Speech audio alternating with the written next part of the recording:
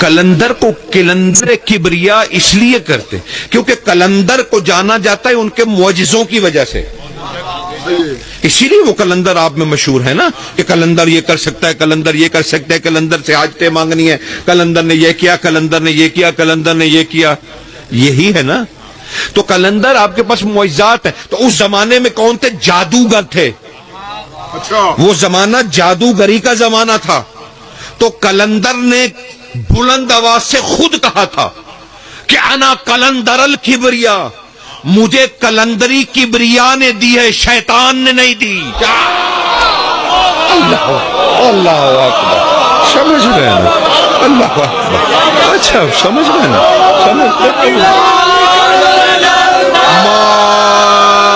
علی علی علی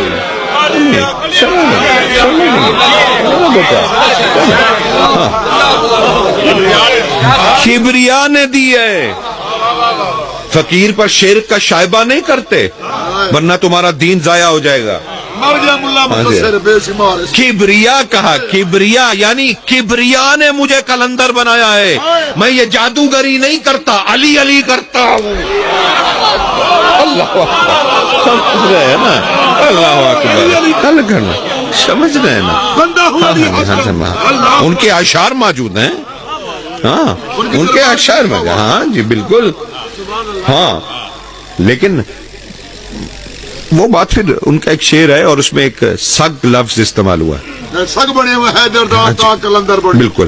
لیکن ہمارا ذہن کتنا چھوٹا ہے کہ ہم نے بغیر لسانیات کو پڑھے سگ کا معنی ایک جانور پہ کر دیا، حالانکہ حضور کی حدیث موجود ہے کہ ہم محمد وآل محمد اپنے آپ کی مثالیں جمادات، نباتات، حیوانات ان سے نہیں دیتے کیونکہ یہ سب ہمارے صدقہ ہیں. اللہ ٹھیک ہے نا؟ تو اس لیے یہ سگ اگر تم وہ معنی لے رہے ہو جو لیتے ہو تو پھر تو بڑا گناہ ہو گیا. لیکن پھر آخر سگ کا اب ہوتا، دیکھیے عربی میں اور فارسی میں الفاظوں کی بڑی وسعت ہے، اور سگ صرف ایک ہی معنی نہ پکڑ کے بیٹھ جائیے کہ وہ جانور کو کہتے ہیں. دیکھیے مجھے زیب نہیں دیتا میں ممبر سے کیونکہ میں کلندر کی بات کر رہا ہوں. سمجھ رہے؟ میری مجبوری ہے، میری عرفانی مجبوریاں ہیں. میں جانور کا نام لے کے توبہ استغفر اللہ، کلندر کے ذکر میں اس کا ذکر کیوں کروں؟ وہ سگ جو لفظ ہے نا یہ جانور کو نہیں کہتے، جانور کی ایک صفت ہے. اس جانور کی ایک صفت ہے جسے تم گھروں میں پالتے ہو. اسے کیسے پتا چلتا ہے؟ نہیں، ایک مثال سے قرآن مجید نے ایک قطمیر نامی جانور کا ذکر کیا اور وہ اصحاب کہف کے پیچھے چلا. انہوں نے بتایا وہ سڑک چھاپ تھا، کوئی معزز نہیں تھا. اللہ، وہ پیچھے پیچھے چلا، انہوں نے پھر بھگایا، وہ پھر پیچھے پیچھے. تو انہوں نے اس کی محبت دیکھی، اصحاب کہف نے اس کی محبت دیکھی اور کہا یہ کتنا ہم سے اپنائیت کا اظہار کر رہا ہے. وہ ساتھ لے چلے اور قرآن نے اس کا تذکرہ کر دیا اس کی محبت کی بنیاد پر. اس کی جنس، نسل، اس کے قول فعل کی وجہ سے نہیں، اس کی محبت کی وجہ سے جو اسے اولیاء اللہ سے ہو گئی تھی. اللہ سے نہیں، اولیاء اللہ. اس کو کیسے پتا چلا یہ اولیاء اللہ ہیں؟ کیونکہ اس نے سوچ پڑھ لی تھی. اور یقین جانیے، اب علمی بات کروں گا، کتے میں ایک صفت ہے جسے آپ ٹیلی پیتھی کہتے ہیں، سوچوں کو پڑھنا. دنیا میں سب سے زیادہ یہ خاصیت کتے میں موجود ہے کہ وہ جان جاتا ہے کہ یہ آنے والا چور ہے یا مالک. اللہ اکبر، سمجھ رہے ہیں نا؟ وہ شکلیں دیکھ کے نہیں کہتا کہ یہ چور ہے یا مالک، اس کی سوچ پڑھتا ہے وہ کہ یہ کون سی سوچ لے کے آیا ہے، اچھی یا بری. تو وہ گھر میں اس کو نہیں گھسنے دیتا. ٹھیک ہے نا, کیونکہ وہ سوچ پڑتا ہے. اور دنیا پوری, اور یہ کتا خلق کیسے ہوا؟ حضرت آدم اور سیدہ حوا جب زمین پہ اتری تو شیطان نے جانوروں درندوں سے کہا کہ آؤ ایک نیا پرندہ, ایک نیا جانور آیا ہے, اسے کھائیں. تو یہ سارے جانور اس کے ساتھ بھاگے. وہ جب بھاگ بھاگ کے ہانپنے لگا تو اس کے منہ سے رال نکلی. اللہ نے فوراً شیطان کو روکنے کے لیے اس کی رال کو حکم دیا تو وہ کتے کی شکل بن گئی. شیطان خلق ہوا ہے, کتا خلق ہوا ہے شیطان کی رال سے. معصوم کا قول موجود ہے. اسی لیے کتے کو پسینہ نہیں اترتا, وہ زبان باہر نکال کر رال پھینکتا ہے. اب یہ جو کتا ہے شیطان کی رال سے بنا, اسی لیے یہ ہر آنے جانے والی انہونی چیز کو دیکھ لیتا ہے کہ یہ کدھر سے آئی ہے, شیطانی ہے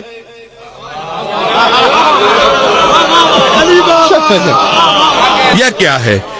یہ دونوں ایک نر اور مادہ خلق ہو گئے اور حضرت آدم اور حوا کے سامنے بیٹھ گئے.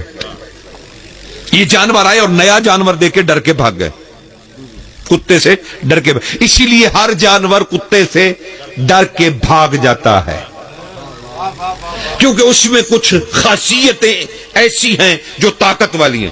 شیطان نہیں ہے کتا, لیکن اس میں خاصیتیں ایسی ہیں جو کہ شیطان عالم بھی تو ہے نا, عالم ہے, بہت بڑا عالم ہے, جاہل تھوڑی ہے کوئی. وہ اب وہ کتا جو ہے وہ خلق ہو گیا اس طرح سے. اس کتے میں خاصیت ہے کہ وہ ٹیلی پیتھی جانتا ہے, سب سے زیادہ مرکز. اور جو ٹیلی پیتھی بچے سیکھنا چاہتے ہیں انہیں عادت ہونی چاہیے کتے کی آنکھ میں آنکھ ڈال کے دیکھنے کی. موم بتی سے, شمع بینی سے نہیں آتی ٹیلی پیتھی. ہو سکتا ہے میں بہت کچھ جانتا ہوں, ہو سکتا ہے آپ بہت کچھ جانتے ہیں. ٹیلی پیتھی کتے کی خاصیت ہے, اور یہ خاصیت ہے ٹیلی پیتھی. فارسی میں اس ٹیلی پیتھی کو سوچ کے پڑھنے کے علم کو ساگ کہتے ہیں.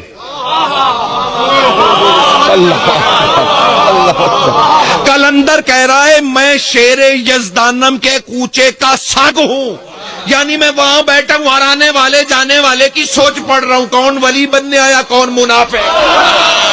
اللہ اکبر, سمجھ رہے ہیں, اللہ اکبر. یہ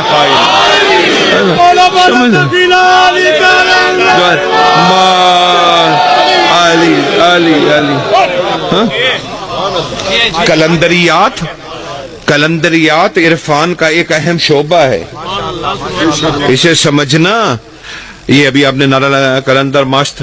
اب وہ اب مست کا آپ کے دماغ میں کیا شائبہ ہے کہ مست شاید وہ بالوں والے اور کڑے شڑے پہن لیے اور وہ ایک متار اٹھا لی اور کشکول ہے ہاتھ میں, چوغا ہے, کوئی ہوش نہیں. آپ نے اس ہولیے, ارے یہ مست آپ کسے کہہ رہے ہیں؟ آپ ہولیے کو مست کہہ رہے ہیں. مست ہولیا نہیں ہوتا, یہ آذربائیجان کا لفظ ہے مست. اور فارس, قدیم فارس تھا آذربائیجان سے توس تک اور افغانستان کے قندھار تک, یہ سارا فارس تھا. اور اس میں زبان, 4 زبانیں, ٹرکش, آذربائیجانی, ازبک, فارسی, یہ ساری زبانیں مل کر ایک نئی زبان بن چکے تھے جس کی شکل پشتو بھی ہے. یہ زبان آذربائیجانی لفظ ترکی میں آیا اور ترکی سے پھر فارسی میں داخل ہوا. اور مست کے معنی ہوتے ہیں پروفیسر, کلندر کے معنی نہیں. مست کے ابھی کلندر کے معنی تو میں بتاؤں, لیکن مست کے معنی ہوتے ہیں عقل مند ترین انسان. اب جو تم نے نعرہ لگایا کلندر مست اور پھر فوراً کا علی علی علی, اسے آپ سمجھیے تو صحیح آپ کیا کہہ رہے ہیں. آپ یہ کہہ رہے ہیں کلندر جیسے عقل مند نے بھی کہا ہے علی علی علی. اللہ اکبر, اللہ اکبر. سمجھ رہے ہیں نا, سمجھ رہے ہیں, سمجھ رہے ہیں. جو کام کرتے ہو اسے سمجھا تو کرو, تبھی عشق کی منزلیں طے ہوتی ہیں. یہ تھوڑی ہوتا ہے کہ بھئی جیسے آپ نے سن لیا ویسے اچھا لگا ویسے کہہ دیا ہے؟ نہیں، ایسے نہیں ہوتا. قلندر. اور پھر اب ایک تیسری چیز، کیونکہ فقراء تشریف فرما ہے، جسے آپ کہتے ہیں مچ. علی دا مچ لگا یہ میں پوچھوں یہ مچ کیا ہے؟ یہ میں آج پوچھ لے لوں. ضروری تو نہیں آپ چٹیں بھیجیں گے، میں بھی تو اپنی قوم سے پوچھ سکتا ہوں کہ یہ مچ کیا. اور فقیر کا عمل کیا تو ہے؟ وہ مچ میں سے چٹکی پر مٹی اٹھا کے دے دیتا ہے. کبھی تو پوچھنا چاہیے تھا نا، کبھی تو سمجھنا چاہیے تھا کہ یہ علی کا مچ کیوں ہوتا ہے، اور مچ کیا چیز ہوتی ہے، یہ آگ کیوں بلتی رہتی ہے، ہر وقت کیوں جلتی رہتی. کئی خانقاہیں بری امام سرکار ہیں اور بہت سارے آپ نے نورانی بہت سارے بزرگوار ان کے ہاں یہ مچ چلتا رہتا ہے. اب مجھ سے پوچھو کہ جناب چلیے آپ ہماری قوم کے نمائندے ہیں، آپ ہی بتا دیجئے. تو سنو بیٹا، میں نمائندہ وہ مائندہ نہیں ہوں، میں تو خود مومن اور فقیر ہوں. لیکن مجھے ایک عشق ہے کہ میں فقیروں کے عمل کو دیکھ کے جاننا چاہتا ہوں کہ وہ آخر ہم انسانوں کے لیے ایسا کیوں کرتے ہیں. ہم انسانوں کے لیے، وہ اپنے لیے کچھ نہیں کرتے. فقیر کا کیا کام ہے اپنے لیے کچھ کرنا؟ فقیر کہتے ہی اسے ہیں جس کا اپنا کچھ بھی نہ ہو سوائے علی کے. اللہ اکبر، اللہ اکبر.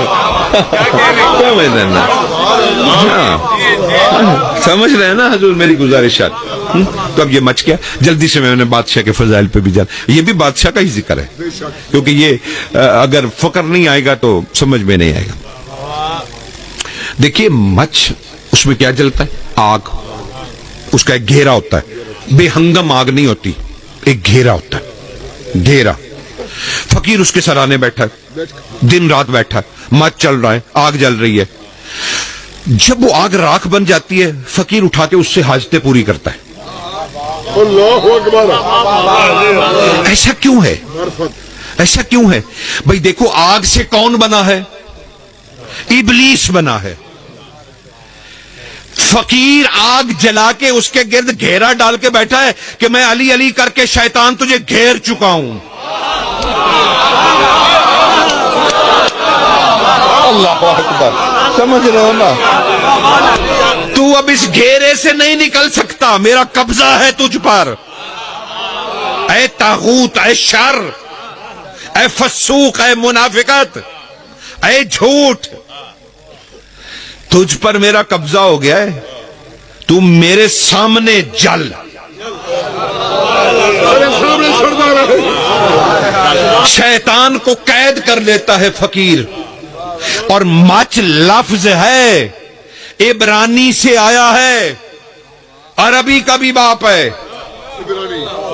یہ عبرانی سے آیا ہے، حضرت موسیٰ کی زبان ہے عبرانی. شریانی زبان تھی حضرت آدم کی، عبرانی زبان ہے حضرت موسیٰ کی.